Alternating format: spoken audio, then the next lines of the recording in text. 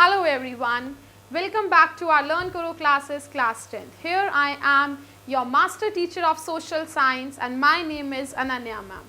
And now today we are here to take the topic further of the geography chapter that we were doing, resources and development, and today we are going to take the part 3 of this chapter with the topic development of resources. Now पहले थोड़ा सा premise set करते हैं, basis बनाते हैं कि आज का लेक्चर किस बारे में है, क्या है. That is development of resources की रिसोर्सेज तो बहुत ज़्यादा हैं हमारे पास. We are having enough quantity of resources but how we are using it, हम उसे यूज़ कैसे कर रहे हैं and how we should use, हमें उसे यूज़ कैसे करना चाहिए. चलिए, development of resources. Now what it means, resources जो हैं, आई ऑलवेज सेड, मैंने जब चैप्टर की स्टार्टिंग में भी आपको यही बताया था दैट हर वो चीज़ जो हम अपने एनवायरनमेंट में यूज़ कर रहे हैं दैट इज़ रिसोर्स, वो हमारे लिए रिसोर्स ही है. रिसोर्स क्या है? एक जरिया, ठीक है, मतलब it is a source to do something, ठीक है ना. Resources are free gifts of nature but their overutilization has led to many problems. अब हम resources का जब overutilization करते हैं, we are for example we अगर हम एक एग्जाम्पल लेते हैं पेट्रोल, हम उसको ओवर यूटिलाइज कर रहे हैं, ज़्यादा यूटिलाइज करें जहाँ पर हम पैदल जा सकते हैं, जहाँ पर हम बाई फुट जा सकते हैं. We are using vehicles, motor vehicles, cars and many other vehicles. तो ये सब कुछ क्या है, इससे पेट्रोल इतना ज़्यादा कंज्यूम हो रहा है कि हमारा जो एक रिसोर्स है, जो एक इतना इंपॉर्टेंट रिसोर्स है, वो एक्सप्लॉइट हो रहा है, ओवर एक्सप्लॉइट हो रहा है. In fact we will say over exploit हो रहा है. तो क्या है, रिसोर्सेज हमारे पास they are free gifts of nature, हमें नेचर ने दिए हैं, ट्रीज हैं and many other green plants are there. Without the human aid, without human help वो चीज़ें बनी हैं, बट हम उन्हें इतना ज़्यादा ओवर यूटिलाइज कर रहे हैं कि वो हमारे नेचर को ही नुकसान पहुंचा रहा है. पेट्रोल को ओवर यूटिलाइजेशन, ग्लोबल वार्मिंग हो रही है and many other, pollution increase हो रहा है. Now what they are saying has led to many problems. कैसी problems? Depletion of resources, resources deplete हो रहे हैं, रिसोर्सेज डिप्लीट हो रहे हैं, जो हम इतना ज़्यादा इन्हें ओवर यूटिलाइज कर रहे हैं. यूटिलाइज ठीक है, अच्छा मैंने आपको बताया था इन द फर्स्ट और सेकेंड वीडियो, एक वर्ड है ओवर यूटिलाइजेशन एंड यूटिलाइजेशन, एक है exploitation and over exploitation. Exploitation, जब तक हम रिसोर्सेज को एक्सप्लॉइट नहीं करेंगे, जब तक हम ट्रीज को कट नहीं करेंगे, हमें वुड कैसे मिलेगी, राइट ना. एक्सप्लॉइट तो हमें करना पड़ेगा, लेकिन जो हम इतना ज़्यादा ओवर एक्सप्लॉइट कर रहे हैं that is harnessing our environment, that is creating, giving harm to our environment and many other things. तो ये डिप्लीशन ऑफ रिसोर्सेज, रिसोर्सेज एक दिन क्या होगा, खत्म हो जाएंगे एंड हमारी जो फ्यूचर जनरेशन है वो उसे यूज नहीं कर पाएगी. Indiscriminate exploitation, we are using it blindly. accumulation of resources in few hands, जो रिच है वो तो अच्छे से रिसोर्सेज को यूज कर पा रहे हैं, but the poor people are not able to afford. Petrol costly है, महंगा है. रिच पीपल तो उसे कार्स में भी पैदल जा सकते हैं, लेकिन कार्स में जा रहे हैं, पैदल जा सकते हैं, हम एक्टिवाज उठा लेते हैं.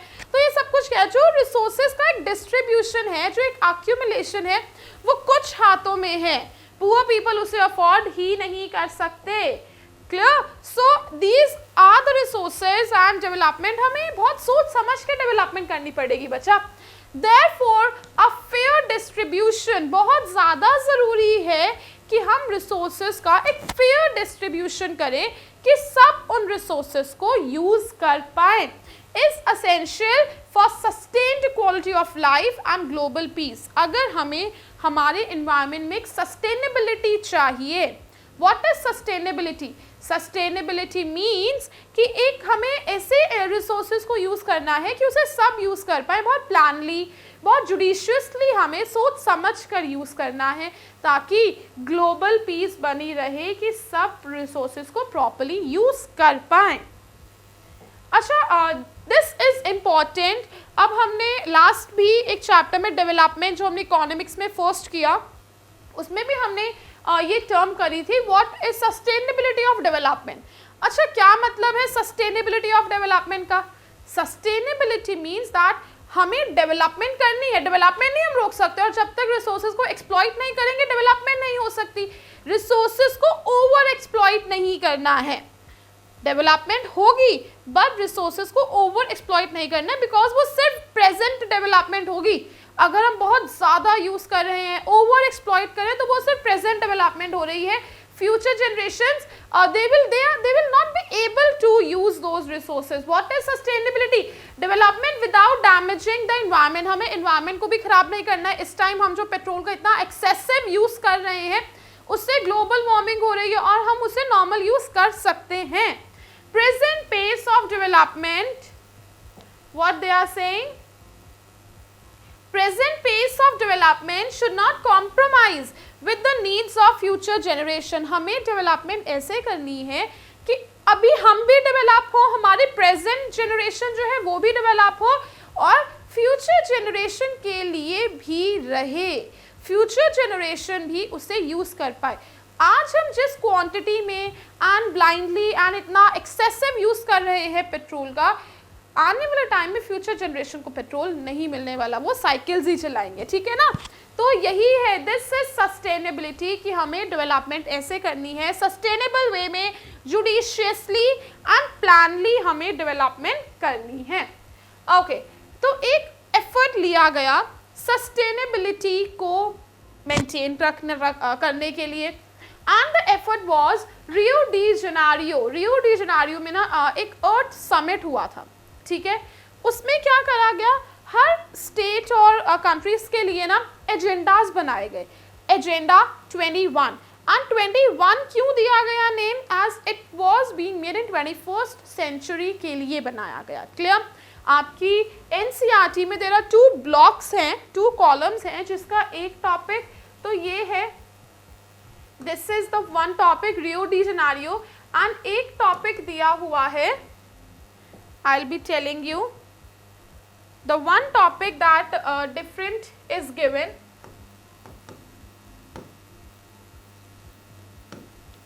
agenda 21। ये टॉपिक, दिस इज कॉम्बिनेशन, ये कॉम्बिनेशन है बट वो अलग दिए हैं।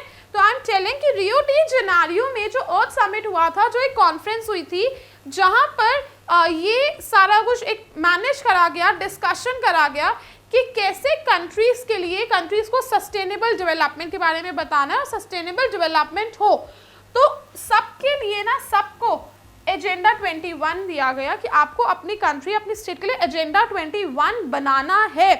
इसमें there will be rules and regulations of your state कि सस्टेनेबिलिटी को कैसे मैनेज करना है।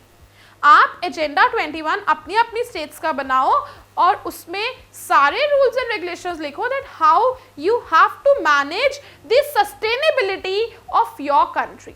आपको अपनी कंट्री की सस्टेनेबिलिटी कैसे मैनेज करनी है। क्लियर? अब हम ये आते हैं, रियो डी जेनेरियो क्या था, discuss the problem. Rio de Janeiro जो एक कॉन्फ्रेंस, जो एक समिट हुआ था, उसमें क्या प्रॉब्लम्स डिस्कस करी गई थी। The problems were discussed about environment protection, कि एनवायरमेंट को कैसे प्रोटेक्ट करना है, socio economic, what they are saying, socio economic development, की सोसाइटी में साथ मिलकर डेवलपमेंट कैसे करनी है। Concept of sustainable development, concept of sustainable development was formulated here at the first United Nation conference. Many heads of the states were there, बहुत सारे heads थे, बहुत सारे persons थे उस organization में, उस conference में साथ मिलकर उन्होंने environment development और sustainability of development के लिए कुछ decisions लिए, और जिनमें से एक decision ये था, agenda 21 बनाया गया था हर एक state के लिए। It adopted a comprehensive approach plan of action to be implemented at global, कि पूरे world level, global level पर हमें क्या action लेना चाहिए so that countries can develop sustainably, sustainably development हो सके। बच्चा this is important, ये Rio de Janeiro was important। Resource planning क्या होती है? इतनी देर से हम पूरी रिसोर्स प्लानिंग की बात करते हैं कि हमें रिसोर्सेज को प्लानली यूज करना है, हमें उसे बहुत सोच समझकर प्लानली यूज करना चाहिए। Planning is a widely accepted strategy for judicious use of resources. एक स्ट्रैटेजी बनानी चाहिए कि हमें रिसोर्सेज को यूज कैसे करना है। Some regions lack in certain resources can lead to efficient use of resources. Okay, I'm telling you, for example, Rajasthan है, ठीक है, राजस्थान में there is a lot of solar energy, sun energy बहुत ज़्यादा है, तो वहाँ पर हमें बट राजस्थान में देखो सोलर एनर्जी है, वहाँ पे प्रॉपर इंफ्रास्ट्रक्चर नहीं है, वहाँ पे प्रॉपर वाटर रिसोर्सेज नहीं है, क्योंकि वहाँ पे बारिशें बहुत कम होती हैं, rain very in a deficient quantity. तो ये सब क्या है, इसीलिए अगर कहीं पर कोई चीज़ अच्छी है तो वो डेफिशिएंसी किसी और चीज़ की वहाँ पर है। राजस्थान इज एफिशिएंट, अच्छा है सोलर एनर्जी में, but deficient in water energy, water resources नहीं है उनके पास। तो ये सब कुछ है, इसीलिए ही हमें स्ट्रैटेजी, राजस्थान में जो रहते हैं उन्हें स्ट्रैटेजी बनानी पड़ेगी कि उन्हें रिसोर्सेज को कैसे यूज करना है। For example, it is there Rajasthan has solar energy and wind energy है, बट वहाँ पे वाटर रिसोर्सेज नहीं है। अरुणाचल प्रदेश में वाटर रिसोर्सेज ज्यादा है, क्या करेंगे खाली वाटर रिसोर्सेज का, जब वहाँ पे इंफ्रास्ट्रक्चर रिसोर्सेज नहीं है, डेवलपमेंट नहीं है। हमें एक बैलेंस मेंटेन करना पड़ेगा, रिसोर्स प्लानिंग एट नेशनल, ताकि रिसोर्स जो है हम प्लान कर सकें और प्रॉपरली नेशनल लेवल पर, रीजनल लेवल पर, सबको एक लोकल लेवल पर रिसोर्सेज की अवेलेबिलिटी, अफोर्डेबिलिटी एंड असेसिबिलिटी हो सके। और ये अफोर्डेबल, असेसिबल एंड अवेलेबल कैसे होंगे, अगर हम उन्हें प्लानली यूज करेंगे। अच्छा, पता है क्या होता है, देखो जब एक चीज़ की डिमांड बहुत ज़्यादा है, ठीक है ना, और सप्लाई पीछे से है नहीं, तो उसके प्राइसेस इंक्रीज हो जाएंगे। पेट्रोल के साथ ऐसा ही है कि डिमांड इतनी ज़्यादा है क्योंकि पॉपुलेशन ज़्यादा है, बट सप्लाई नहीं है, तो क्या करा जो पेट्रोल कंपनीज वगैरह, उन्होंने क्या करा, प्राइसेस हाई कर दिए कि जिसने लेना है वो तो कॉस्टली भी लेगा। तो that's why they are saying that we need to plan resources very carefully. हमें रिसोर्सेज को बहुत ज़्यादा प्लानली यूज़ करना पड़ेगा, देन ओनली हमारी जो फ्यूचर जनरेशन्स है वो रिसोर्सेज को बहुत अच्छे से यूज़ कर पाएंगे। I hope you are very well clear with the topic of today, resource development, हमें कैसे डेवलपमेंट करनी है। जस्ट द टॉपिक, ये होल सोल एक ही टॉपिक था, दैट वाज सस्टेनेबिलिटी, कि हमें रिसोर्सेज को बहुत सस्टेनेबल वे में यूज़ करना है। You can carry on the example in your board exams. Petrol का आप एग्जाम्पल दे सकते हो, मैंने आपको एफिशिएंट एंड डेफिशिएंट रिसोर्सेज के एग्जाम्पल्स दिए, that was of Rajasthan solar and wind energy, Arunachal Pradesh deficiency of water energy but efficient in infrastructural development. So all these examples you can carry in your own way in your both sessions. Okay, I hope you enjoyed the session. This was Ananya ma'am signing off. Keep learning.